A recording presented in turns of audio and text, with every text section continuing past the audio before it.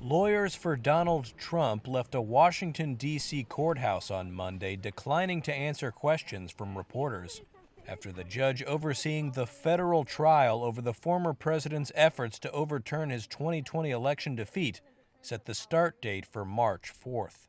That's one day before the Super Tuesday primary, when Republican voters in more than a dozen states will decide whether to nominate Trump, who leads his rivals by a wide margin in the 2024 race for the White House. Trump's lawyers had pressed for an April 2026 trial date well past the presidential election, arguing that they needed time to go through the 12.8 million pages of evidence. Special counsel Jack Smith had sought a January trial date, with jury selection beginning in December of this year. My office will seek a speedy trial so that our evidence can be tested in court and judged by a jury of citizens.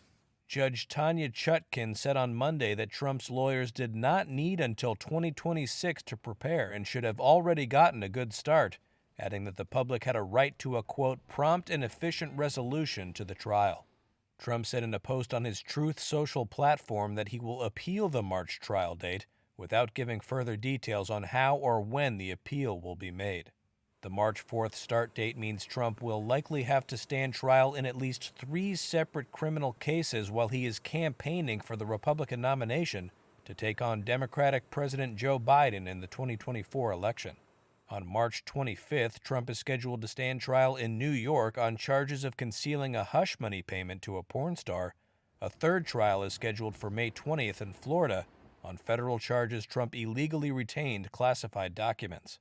A trial date for the 4th criminal case in Georgia, which also stems from trying to overturn his 2020 election loss, has not yet been set. In the first major hearing of the racketeering case, one of Trump's 18 co-defendants, former White House Chief of Staff Mark Meadows, was in Georgia on Monday pressing to move his trial to federal court, where he might face a more sympathetic jury. Meadows, who was accused of arranging calls in which prosecutors say Trump pressured election officials, testified that he was just doing his job. Federal law prohibits states from prosecuting the activities of U.S. officials carrying out their duties, but the prosecutors in the case argued that his actions were not necessary and proper duties for a U.S. president and his chief of staff. Trump has portrayed all 4 criminal prosecutions as politically motivated attempts to stop him from returning to power. He has pleaded not guilty in 3 of those cases.